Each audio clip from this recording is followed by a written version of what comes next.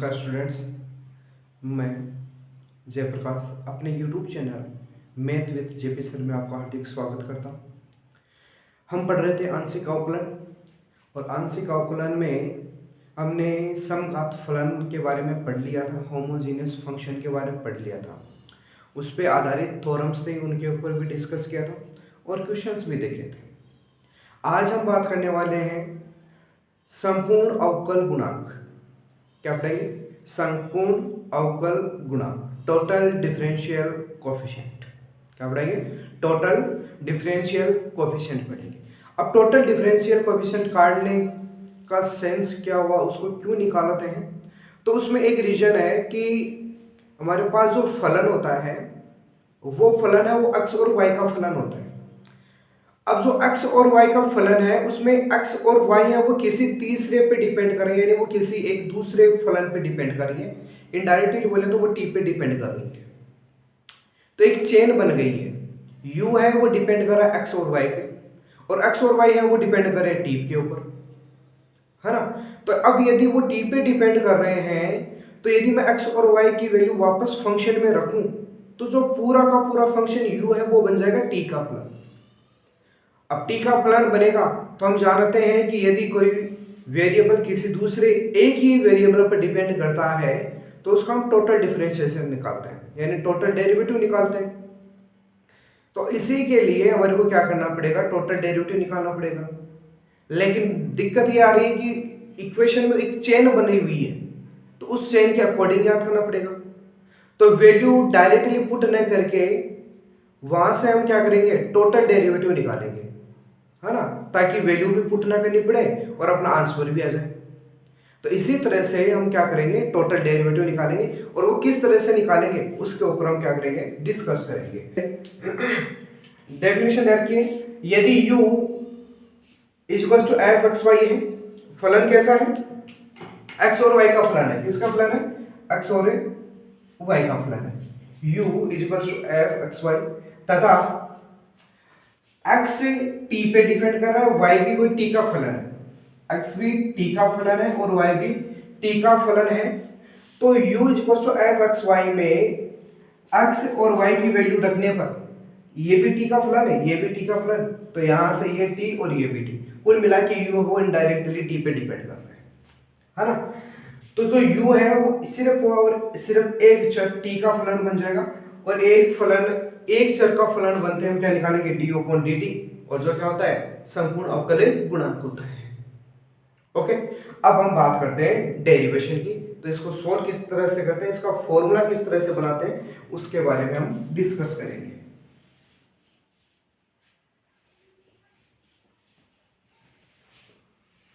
अब फॉर्मूला देखो, मेरे को वैल्यू चाहिए किसकी? u बराबर एफ एक्स वाई दे रखा है, x है वो t का फलन है और y भी है वो t का फलन है। कुल मिला के बात यह है कि यहां से u है वो फाई t और साइन t का फलन बन गया। ऐसा ही हुआ।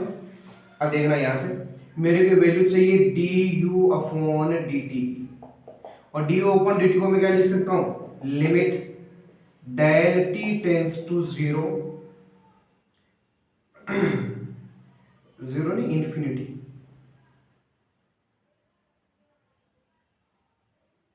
Del t tends to zero. क्या लिख सकता हूं?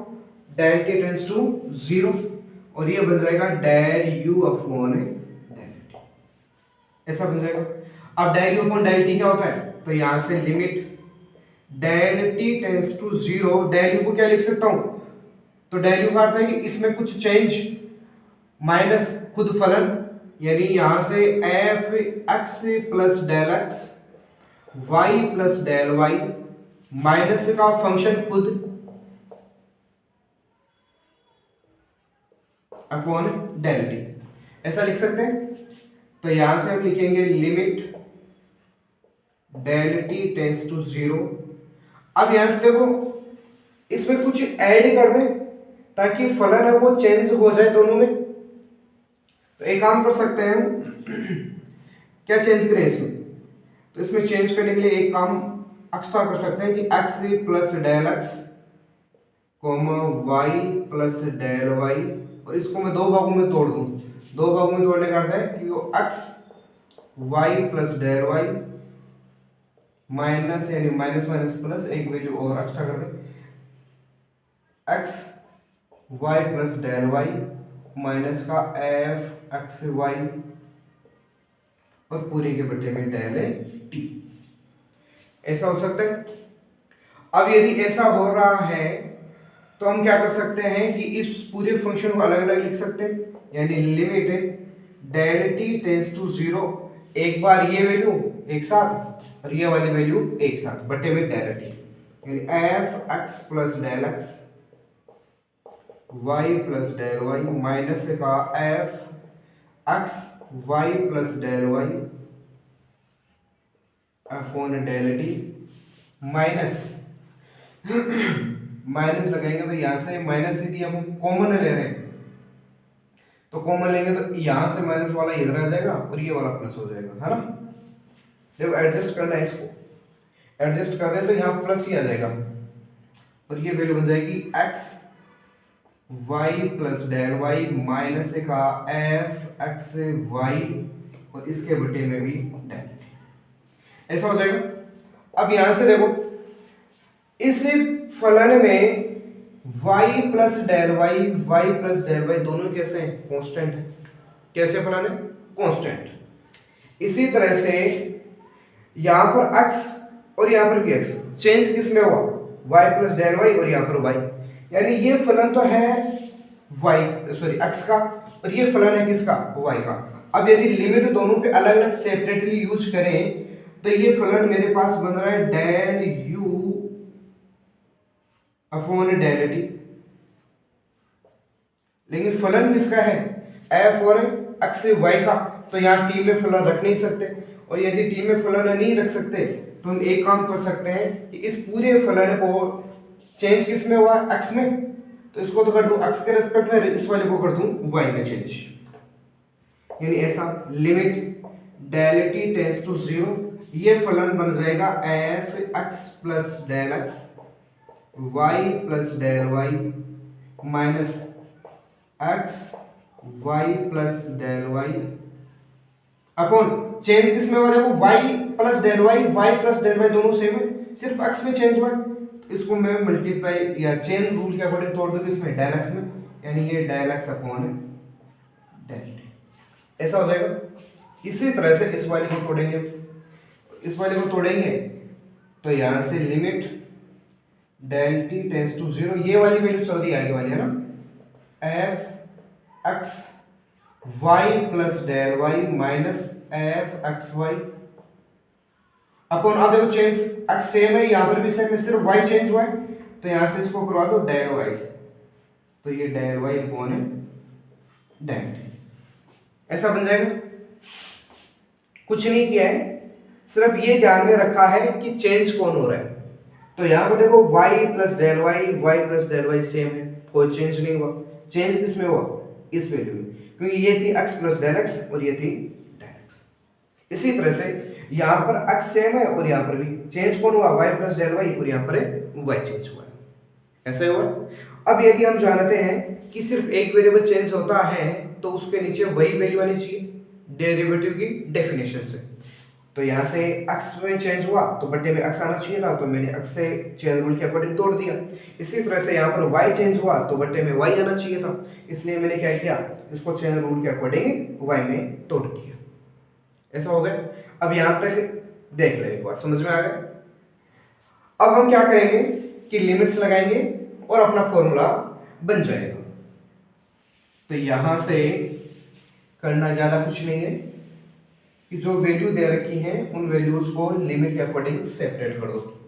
अब देखो लिमिट यदि इसके साथ में लगाऊंगा, इसके साथ में लगाऊंगा, अब y में चेंज है, इसका अर्थ ये तो बना रहेगा partially du upon dt, du upon dt।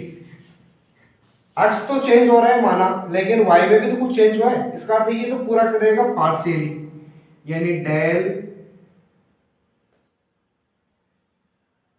You upon del x dot, limit इसके साथ में लगाएंगे तो ये आंशिक है, सिर्फ एक फलन है, तो ये बन जाएगा D x upon d t plus, ये हमने आंशिक अवकलन में भी पढ़ा है, तो यहां से एक्स सेम है, वाई चेंज हुआ है, तो ये वैल्यू बन जाएगी del u upon del Y.